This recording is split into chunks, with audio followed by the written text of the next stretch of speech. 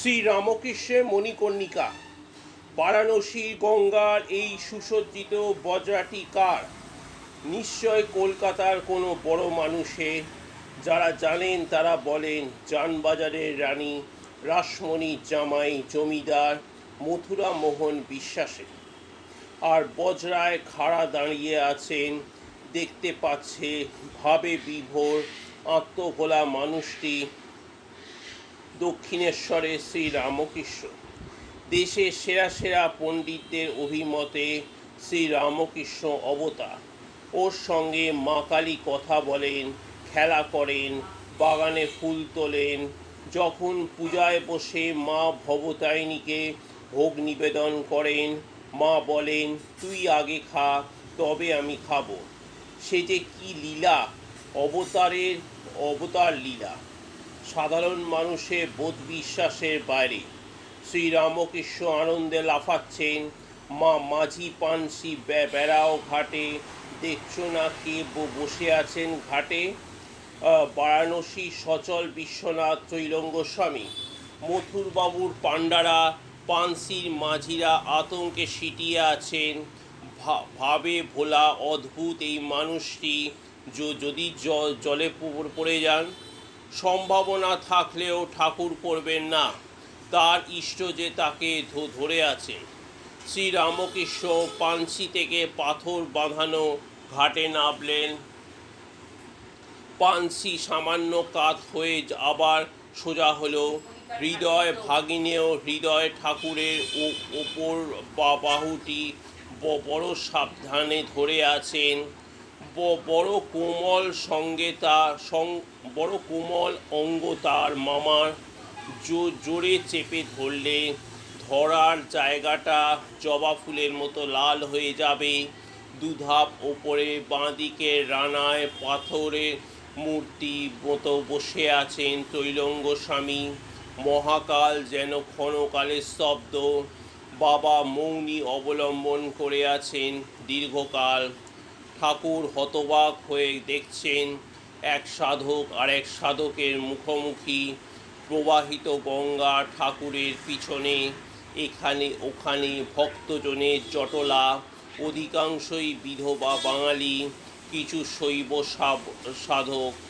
পাথরের ছাতার তলায় তলায় কথক ঠাকুর প্রস্তুত হচ্ছেন কথকতার জন্য। ঠাকুরের মুখটি যেন অবাক বালকের মতো কাছ থেকে লক্ষ্য করছেন সাধকের লক্ষণ। ঠাকুর দেখছেন সাক্ষাৎ বিশ্বনাথ তার শরীর আশ্রয় করে প্রকাশিত হয়ে রয়েছেন। তার থাকায় কাশী উজ্জ্বল হয়ে রয়েছে। উঁচু জ্ঞানের অবস্থা, শরীরে কোনো বোধ নেই, হুঁশ নেই। ত্রৈলঙ্গ স্বামী দুধাপ ওপরে, ঠাকুর দুধাপ নিচে, দুইজনই কোনো হুঁশ নেই। পাশ দিয়ে বয়ে যাচ্ছে জগৎ। হঠাৎ সাক্ষাৎ শিব। ত্রৈলঙ্গ স্বামী ঠাকুরের দিকে এগিয়ে ধরলেন ছোট্ট একটা কৌটো। ঠাকুর দেখলেন সুদৃশ্য একটা নস্যদানি। ঠাকুরকে অভ্যর্থনা আর সম্মান জানাচ্ছেন। আসুন আসুন দক্ষিণেশ্বরের তপবনে মহাসাধক। আমরা যে এক গেলাসের সেই গেলাসে টলটল করছে সচ্চিদানন্দ সুরা। ঠাকুর একটি নস্যি কপালে ঠেকালেন।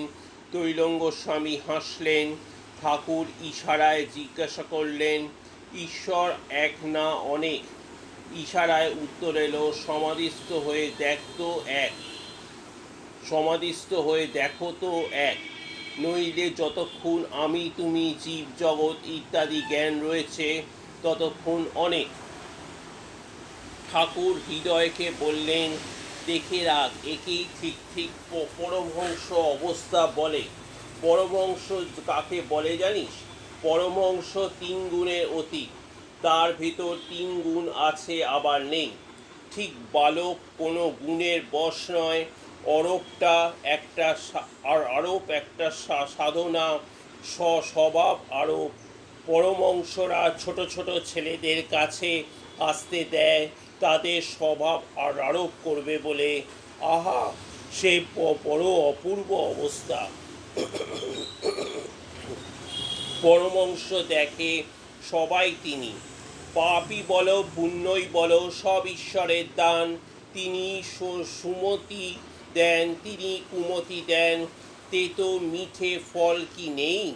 কোনো গাছে মিষ্টি ফল, কোনো গাছে তেতো কি টক ফল।